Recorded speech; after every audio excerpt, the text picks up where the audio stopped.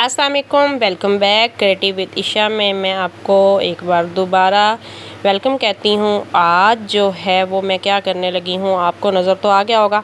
आज जी मेरी बारी है दोबारा खाने की और मैं खाने में बनाने लगी हूँ भिंडी गोश्त। वैसे तो चिकन डालने लगी हूँ लेकिन नाम इसके साथ भिंडी गोश्त जचता है तो इसलिए भिंडी गोश्त बोल रही हूँ।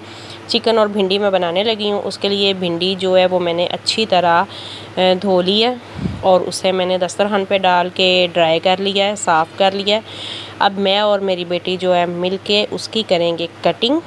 भिंडी गोश्त ना आपको बताती चलूँ कि आज मैं फ़र्स्ट टाइम बना रही हूँ और ये व्लॉग मेरा कल का यानी जो वीडियो मैंने कल की ली हुई थी वॉइस ओवर मैं अब बैठ के कर रही हूँ क्योंकि कल रात को मैं इतनी लेट हो गई थी और भिंडी खाने के बाद मेरी तबीयत भी ख़राब हो गई थी। मैं व्लॉग बिल्कुल फिर वॉइस ओवर भी नहीं कर सकी और अपलोड भी नहीं कर सकी, इसीलिए वॉइस ओवर भी लेट हो रहा है और अपलोड भी लेट होगा।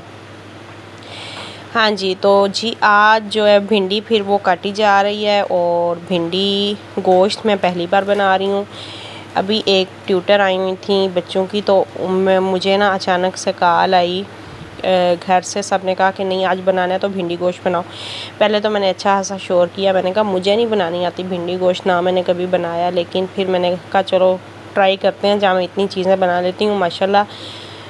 मैं 40-40 50-50 लोगों का खाना भी एट अ टाइम बना लेती हूँ बड़े आराम से अकेले में। तो ट्यूटर आई हुई थी बच्चों की तो उनसे मैंने पूछा कि आप मुझे बताएं अपना तरीका। वैसे तो जो है ना मैं भिंडी बनाती हूँ बहुत टेस्टी बनती है। प्याज जो है गोल्डन ब्राउन करके और फिर उसमें जो मसाले वगैरह हैं वो सारे ऐड करती हूँ और उसके बाद भिंडी डालते हैं और दम लगा देती हूँ।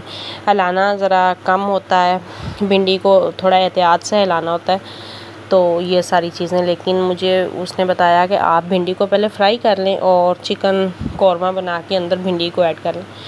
चलें जी, मैंने कहा ये तो थोड़ा इजी लग रहा है, मैं इसे करके देखती हूँ।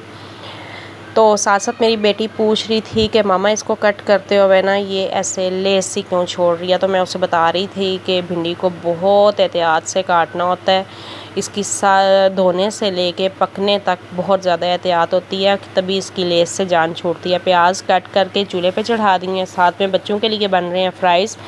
और आज ना मेरे चूल्हे पे बिल्कुल नज़र नहीं डालनी, चूल्हा मेरा बहुत ज़्यादा गंदा हुआ है क्योंकि उसकी सबसे वजह ये थी कि जो आंटी काम करती हैं वो बीमार हुई थी और 2 काम करने ना मैं सारे काम कर लेती हूँ विदाउट हेल्पर।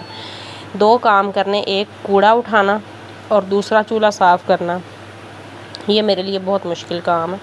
ये 2 काम ऐसे हैं कि जिन्हें मैं ना खुद हाथ नहीं लगाती। और आंटी बीमार हुई थी 2 दिन से, वो बेचारी इधर उधर गिर रही है तो इस वजह से चूल्हा बहुत ही ज़्यादा गंदा। चिप्स बन गए हैं और जैसे मुझे उन्होंने बताया मैं वैसे ही भिंडी को अब मैं करने लगी हूँ फ्राई। पहले मैं भिंडी को फ्राई कर लूँगी।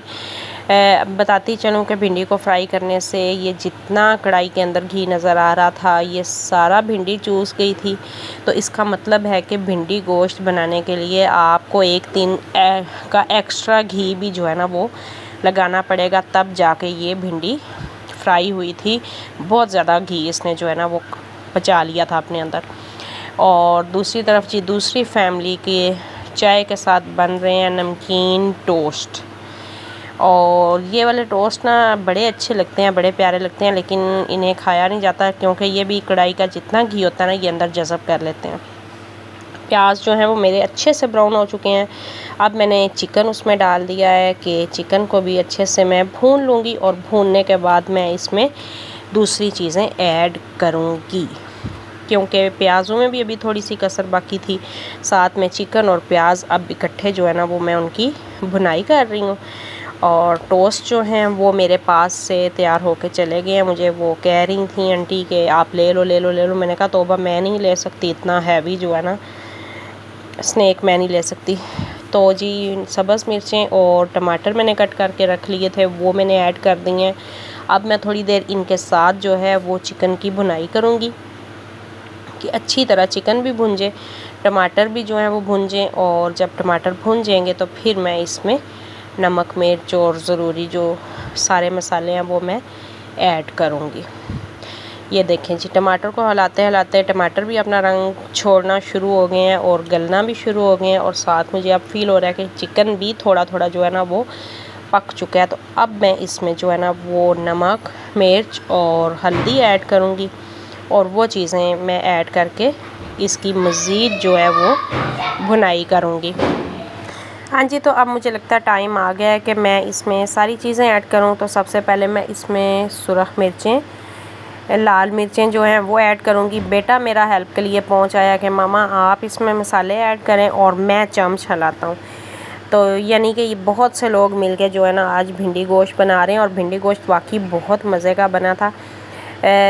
जिनकी फरमाइश थी ना कि आज भिंडी गोश्त बने, उनने भी कहा कि हाँ भिंडी गोश्त अब बनाना आ गया ना, बहुत मज़े का बना है और अब नेक्स्ट टाइम भी बना के देना। मैं कहा चलो जी, मेरी शामत आ गई।